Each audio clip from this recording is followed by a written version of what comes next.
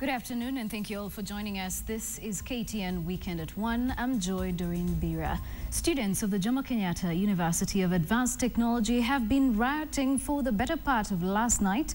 And this morning, KTN's Catherine Omontho has been following events there and joins us now from Juja. Catherine, what can you tell us about what's happening at the university?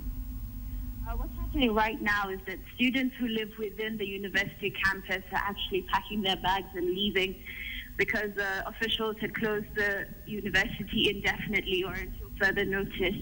Outside the campus, however, it's been a running battle between police and students, especially the students who live within the hostels, inside the hostels outside the university campus.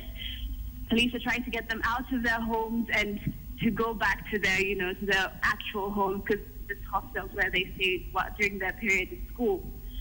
So we're hearing a lot of tear gas, we're hearing a lot of shooting in the air just to get the students out of the premise. The reason why these students are rioting, maybe just to give a background, is that the university officials had increased the school fees and actually made it compulsory for everyone to pay their school fees within 8 weeks of the semester. Now before, this wasn't the case, and they had to pay fees by the 12th week of the semester. So students say they weren't consulted and they don't agree with the new policy, and therefore that's what caused the riot. And it's been all morning, they've been rioting all morning, it's been running battles with police all morning, as well as the better part of last night. Joy. Right. Are there any issues around increased tuition fees? Because that is what some of the students say is happening there. We talked to some students, and we also talked to some student officials or student leaders. The student leaders say that they did not sign a proposal or a draft policy for the fees. Mm-hmm. When students we spoke to say that the leaders actually signed this draft, and that's what put them in this predicament. The officials did provide the proposal to the student leaders. And the student leaders. All right. Well, thank you so much, Catherine. We do appreciate that. That is Catherine reporting from Juja about the strike that has been ongoing since last evening, going into today morning as well. Now let's move on to more news. And there was grief and shock at Mumbi Girls High School in Murang'a town yesterday after a Form 4 student in the school collapsed and died when she was preparing to sit a Kcse examination paper. The medical superintendent of Murang'a Level 4 Hospital, Dr. Charles Kegel, said the girl was already dead by the time she arrived at the hospital. The deceased had no physical injuries.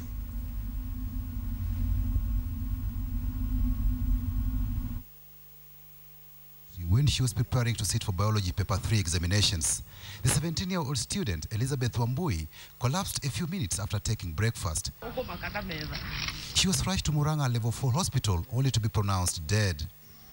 That thing has really touched the school and every one of us. The girl hasn't had a history of sickness. In fact, the report we have is that after yesterday's exams, she was very jolly. She came dead. What we do is just examine the body and we confirm, and this was communicated to the people accompanying the body. And once we do that, so the rest now is police to take over. The deceased was said to be bright and disciplined, and the school was expecting her to perform excellently in the ongoing national examinations. She had a B in mock, and we expected her to get about at least an A-, B plus, A-. She was one of our best students. And when it came to the issue of discipline, she was one of the best disciplined girls we had in this school. The hospital management said they will cancel the parents of the deceased before releasing the body for burial. There were no physical injuries that were noted on the body. The death of Elizabeth Wambui brings to 2 the number of candidates who have been reported dead while sitting the 2014 Kcse. On Monday, Form 4 students sitting Kcse exams at Otieno Oyo High School in Kisumu County were left in shock after student Osinagumba collapsed and died shortly after writing his paper. Patrick Amimo, KTN.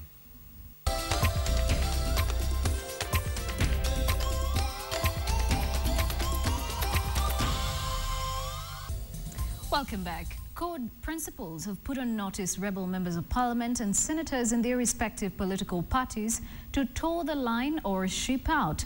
The opposition leadership warned they would axe dissenting members, even if it meant going for fresh elections to elect loyal leaders. The two CODCO principals declared that they will not relent in ensuring party discipline, even if it means rebel elected leaders quitting to occasion by-elections, saying all party members must abide by the provisions of both the Elections Act and the Political Parties Act. They warned that party members opposed to the Okoa Kenya referendum drive being spearheaded by the opposition coalition will be dealt with in accordance with the law. Kwa hivyo mimi sina shida na Mheshimiwa Mnube, nitamwalika aje anieleze kama alitoa hiyo maneno ama anawekelewa na watu wengine. The former vice president said it was morally uncouth for anyone to ascend to leadership and start violating the positions and ideologies of the party that sponsored the election to the county and national legislative assemblies. Ndio sasa tumesema mjinga amerevuka. Mjinga akirevuka, mrevu iko wapi? Sasa mjinga amerevuka. Nataka kuona hawa watu ana kwa ana. The two, however, condemned the Thursday hooliganism that saw Margaret Langat roughed up in their presence at Orange House in Nairobi. Inafaa wafanye vitu kama hizo kama viongozi wetu hawako.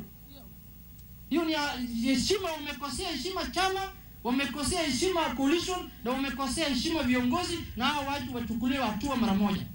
Ukasema haikubaliki watu wafanye kitendo kama ile alifanyika jana, kumpiga ama kumtoa hadharani kinyume cha sheria executive director wa chama cha ODM.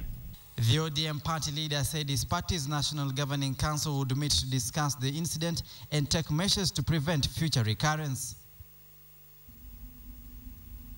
Reports indicate that an unknown number of cattle raiders may have been killed in a 5-hour showdown at Yanyang grazing fields in Akarat Division in East Pokot, Baringo County, following an aborted attack on herders. A source says 2 lorries were bent down in the confrontation yesterday. The scene is now described as very risky by government security and government security organs, Pokot elders and leaders. Tiati Deputy County Commissioner Daniel Kurui confirmed the attack, saying it occurred on Friday afternoon, but said the exact figure of those killed or injured is yet to be established. The raid coincidentally happened as Pokot leaders led by West Pokot Senator Professor John Lonyangapour and Tiati Member of Parliament Asman Kamama toured deserted Jesitet shopping center along Chemolingot, Kapedo Road. And every household. We will not condone when now they veer off from their fundamental role of protecting property and life, and they start burning and touching business premises. This should not happen anywhere in Kenya, and I'm saying this as chairman of Administration and National Security Committee of Parliament, that this should be the last incident. Kama wanataka kuishi Baringo County, Tiati constituency na wamefurahia Kapeda, lazima waheshimu viongozi ya hapa na utawala wao wote inatoka Kabarnet na Nairobi. And National Assembly Speaker J.b Muturi has condemned the rising cases of killings taking place under unclear circumstances in various parts of the country. Speaking at a funeral service of the late Nicholas Ngochi, who was killed in Kanyuambora, Bere North Sub-County, said that this should be an issue of national concern and the security and law enforcers should play their part. This was not an accident. It's something which has been planned. And therefore, those involved in investigations must direct their minds appropriately, particularly within the area of Gom, to ensure that the perpetrators of this very heinous crime never go unpunished. Ni vibaya sana kwa sababu itakuwa vigumu to replace Ngochi, to get another person who through 50 years anafikia hiyo kiwango as a county leader as a national leader, as a light for Kanyuambora. And well, that's it that we had for you in this edition of KTN Weekend at 1. For more news, do log on to our website, standardmedia.co.ke.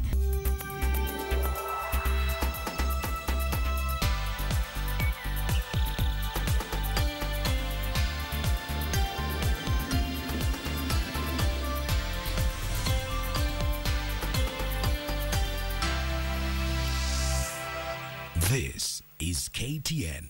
Welcome home.